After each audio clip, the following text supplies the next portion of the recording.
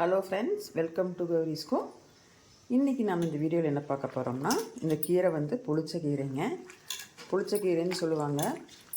இதை வந்து நம்ம கடைஞ்சிக்கலாம், கடைஞ்சால் ரொம்ப நல்லாயிருக்கும்.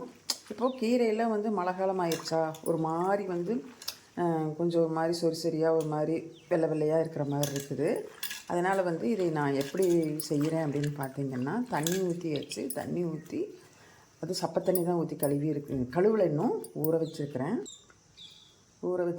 இதில் கொஞ்சம் உப்பு போட்டுக்கலாம். உப்பு போட்டு கொஞ்சம் மஞ்சத்தூளும் போட்டுக்கலாம். இப்போ இந்த மஞ்சத்தூளையும் உப்பையும் போட்டு நல்லா கலக்கி விட்டுட்டு அப்படியே வச்சுருங்க. ஒரு அரை மணி நேரம் ஊறட்டும். அதுக்குள்ளே நீங்கள் வீட்டு வேலை வேறு எந்த சமையல் வேலை இருந்தாலும் நீங்கள் பார்த்துக்கலாம். சரிங்களா?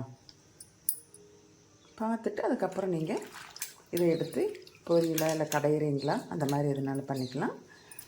நான் வந்து இப்போ இதை ஊற வச்சுருக்கிறேன். இப்போ இந்த கீரையை வந்து ஊற வச்சு உப்பும் மஞ்சளும் போட்டு ஊற வச்சு ஒரு அரை மணி நேரம் ஆச்சு.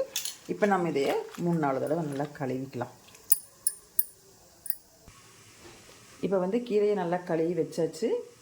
இப்போ ஒரு 4 தடவை நான் கழுவிட்டேன். இப்போ நம்ம எப்பவும் போல் செஞ்சுக்கலாம். உங்களுக்கு நான் ஏற்கனவே கீரை செய்கிறது எப்படின்னு சொல்லி நான் உங்களுக்கு ஒரு வீடியோ போட்டிருக்கிறேன்.